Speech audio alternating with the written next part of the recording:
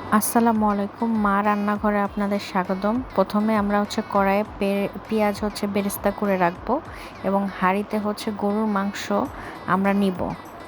কারণ আজকে রেসিপি দেখাবো গরুর গোশত ভুনা রসুন দিয়ে, আস্ত রসুন দিয়ে। গরুর গোশতের মধ্যে প্রথমে আদা রসুন বাটা দিয়ে দিলাম, তারপরে পেঁয়াজ কুচি মোটা মোটা করে কাটতে হবে সেটা দিয়ে দিলাম, তারপর আস্ত রসুন দেওয়া হয়েছে এর মধ্যে এবং এখানে লবণ দিয়ে দিলাম আমি।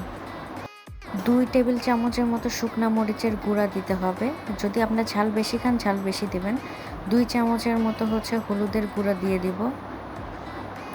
এর মধ্যে শুকনা মরিচ 2টা আস্ত দিতে চাইলে আপনারা দিতে পারেন। গরম মশলার গুঁড়ো 2 টেবিল চামচ দিয়ে দিলাম, তারপরে এলাচের গুঁড়ো দিয়ে দিলাম। আমি শুকনা মরিচ এখানে বেশি ব্যবহার করেছি কারণ একটু ঝাল ঝাল হলে ভালো লাগবে এই কারণে। আর যে পেঁয়াজের বেরেস্তা ভেজে রেখেছিলাম সেটা তেল সহ এর মধ্যে দিয়ে দিলাম।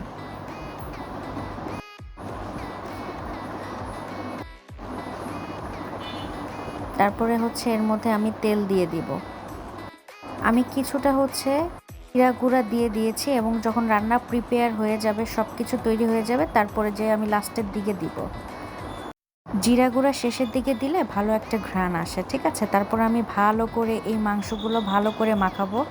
অনেকক্ষণ যাবত ভালো করে ম্যারিনেট করতে হবে যাতে এটার মধ্যে লবণ এবং তেল এবং মশলা ভালো মতো ঢুকে যায়।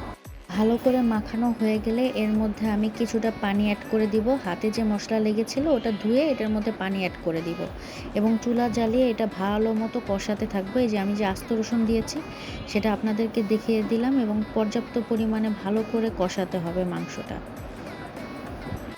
কারণ গরুর মাংস যতক্ষণ আপনারা ভালো করে কষাবেন তত বেশি এটার টেস্ট বাড়বে।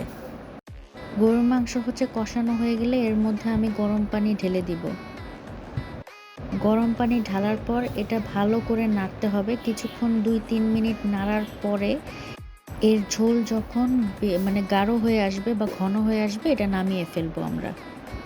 শেষের দিকে রেসিপি দেখাবো পাট শাক দিয়ে ডাল। প্রথমে আমরা তেলের মধ্যে 2টা শুকনা মরিচ দিয়ে দিব, কিছুটা রসুন কুচি এবং পেঁয়াজ কুচি দিয়ে এটা ভালো করে নাড়তে থাকবো।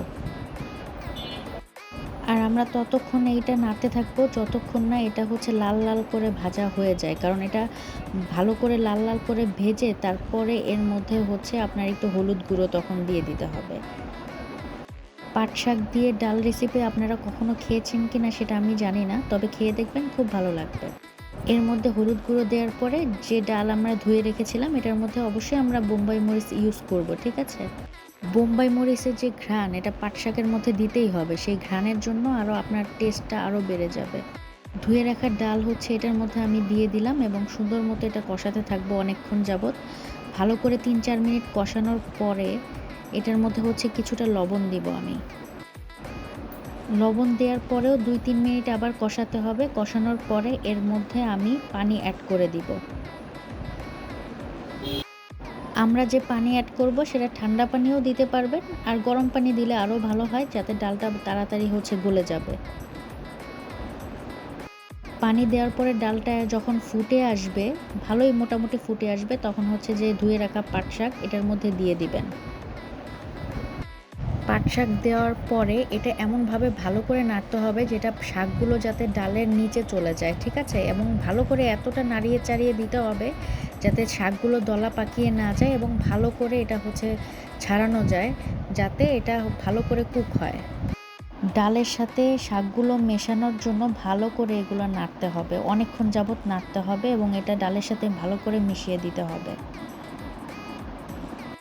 ডালের সাথে মেশানোর পর এটা আপনারা 5 থেকে 7 মিনিট রান্না করবেন। রান্না করার পর এমনভাবে রান্না করবেন শাক যাতে বেশি গলে না যায়। বেশি গলে গেলে এই শাকটা কিন্তু ভালো লাগবে না, ঠিক আছে? এমনভাবে রান্না করবেন যাতে এটা ভালো করেই কুক হয় কিন্তু বেশি গলে যাতে না যায়। লেবু দিয়ে খেয়ে দেখবেন সেই স্বাদ।